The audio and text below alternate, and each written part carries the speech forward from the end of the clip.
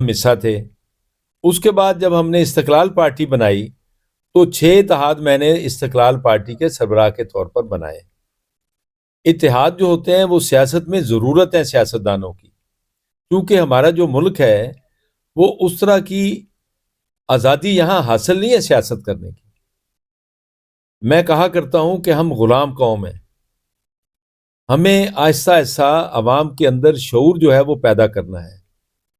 اور مجھے خوشی ہے کہ ایوب خان کے زمانے میں جب ہم اس کے مخالف تھے اور ہم بنیادی حقوق کا لفظ استعمال کرتے تھے تو لوگوں کو یہ بات سمجھ نہیں آتی تھی.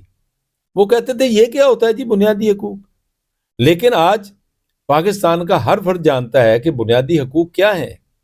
اسی طرح جب تحریک استقلال نے 1975 میں ایک باقاعدہ اپنا مینیفیسٹو جاری کیا، منشور جاری کیا، تو اس کے جو پوائنٹس تھے وہ یہ تھے کہ چہرے نہیں نظام کو بدلو، ظلم کی صبح و شام کو بدلو، جاگیرداری نظام کو بدلو، لوٹ گھسوٹ کے راج کو بدلو.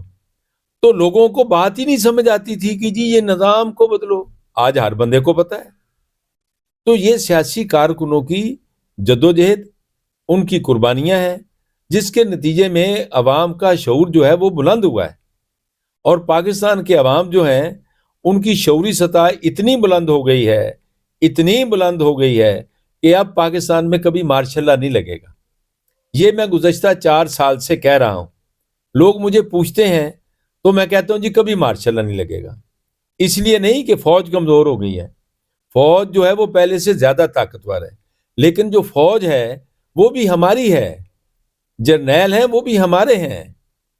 اس لیے وہ بھی عوام کی جو شعور کی سطح ہے اس کو سمجھتے ہیں. اس لیے اب کبھی پاکستان میں مارشل لا نہیں لگے گا.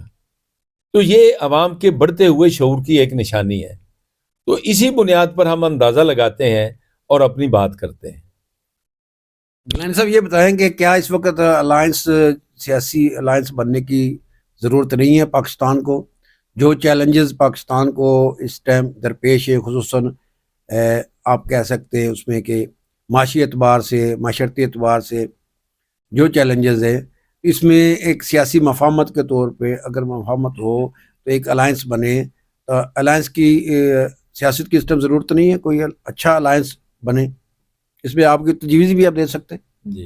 جی یہ ہے کہ میں نے تو پہلے بھی جو میرا چینل ہے سیاسی درویش ٹی وی، اس پہ کوئی 1100 کے قریب میں نے ویلاگز بنائے ہیں.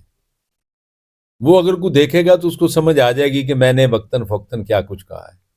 میں نے میاں صاحب جب ابھی لندن میں تھے تو میں نے کہا تھا کہ میاں صاحب آپ پاکستان میں آئیں، کیونکہ پاکستان کی جو موجودہ سیاست ہے اس میں میاں صاحب جو ہیں طاقت کے لحاظ سے نمبر 1 پہ ہیں. ان کی پارٹی سب سے بڑی پارٹی ہے. ان کا یہ فرض ہے، ان کا یہ سیاسی فریضہ ہے، ان کا یہ قومی فریضہ ہے کہ وہ تمام سیاسی جماعتوں کو جو پارلیمنٹ کے اندر تھیں یا پارلیمنٹ کے باہر تھیں، جنہوں نے پاکستان کے عوام کے بنیادی حقوق کے لیے، جمہوریت کے لیے، آئین کی بالادستی کے لیے، قانون کی حکمرانی کے لیے، عدلیہ کی آزادی کے لیے، مقتدر پارلیمنٹ کے لیے جنہوں نے جدوجہد کی ہے، ان کو بلائیں، ان کو ایک پلیٹ فارم پر اکٹھا کریں اور اس بات کو بھول جائیں کہ کون کیا کیا کہتا رہا، کون کیا کیا کرتا رہا اور کون کیا کیا کہہ رہا ہے. ان کو بڑے پن کا مظاہرہ کرنا چاہیے، ان کو پیپلز پارٹی کو بلانا چاہیے، ان کو عمران خان کو دعوت دینی چاہیے، ان کو مولانا فضل الرحمان کو، جماعت اسلامی کو، غرضے کے تمام لوگوں کو بلانا چاہیے ایک پلیٹ فارم کے اوپر. کیونکہ اس وقت پاکستان کے قوم کے اندر اتحاد کی بہت سخت ضرورت ہے. ہم شدید قسم کے معاشرتی بحران کا شکار ہیں. پاکستان کے اندر قیادت کا بحران ہے، پاکستان کے اندر اخلاقی تنزلی کا بحران ہے. ان تمام بحرانوں کا مقابلہ کرنے کے لیے اس وقت ضرورت ہے کہ تمام سیاسی قوتوں کو ایک پلیٹ فارم پر اکٹھا کیا جائے، ایک قومی ایجنڈا تیار کیا جائے اور یہ طے کیا جائے کہ کوئی بھی پارٹی اگر اقتدار میں آئے گی تو وہ ان نکات کے مطابق حکومت چلائے گی. جیسا کہ پہلے ہم نے ARD میں رہتے ہوئے چارٹر آف ڈیموکریسی کیا, اس پر میرے بھی دستخط ہیں. میرے علاوہ ہماری جو 15 جماعتیں تھیں اے آر ڈی کی, جس میں میاں صاحب کی جماعت تھی, بے نظیر صاحبہ تھیں, اور منیر شاہ صاحب تھے, نوم بہار شاہ صاحب تھے, نواب زادہ نصر اللہ خان کی پارٹی کے ہمارے ساتھی تھے, اب قدیر خاموش صاحب تھے, سیف اللہ سیف تھے, اس میں جوزف فرانسس صاحب تھے. غرضے کے 15 جماعتیں تھیں. امان اللہ خان تھے, کراچی تھے. تو 15 جماعتوں نے وہ چارٹر آف ڈیموکریسی کیا.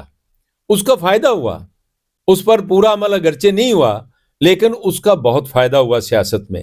10 سال کم از کم پرامن طریقے سے یہاں نظام حکومت چلتا رہا.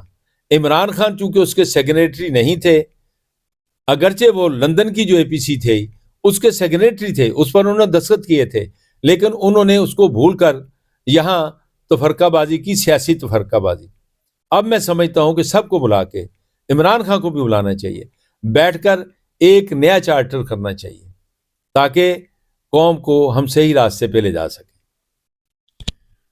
گیلانی صاحب اس میں یہ نہیں ہو سکتا ایک تجویز کے طور پہ ہم یہ سمجھتے ہیں کہ ایک قومی کانفرنس ہو جائے, کیا ایسا ہو سکتا ہے پاکستان میں تمام سیاسی جماعتوں کی کوئی نیشنل کانفرنس ہو جائے؟ اس ایک تو مجھے آپ اس حوالے سے جواب دیں کہ کیا یہ وقت ابھی گزر چکا ہے اس حوالے سے؟ کیا آپ سمجھتے ہیں کہ یہ وقت اب الیکشن کا پروسیس ہے, الیکشن قریب ہے, اور یہ ایسی کانفرنس کا کہ تجویز جو ہے فلوٹ ہو سکتی ہے یا ہو سکتی ہے, یعنی ایک تو یہ چیز ہے. دوسرا سر مجھے یہ بتائیں کہ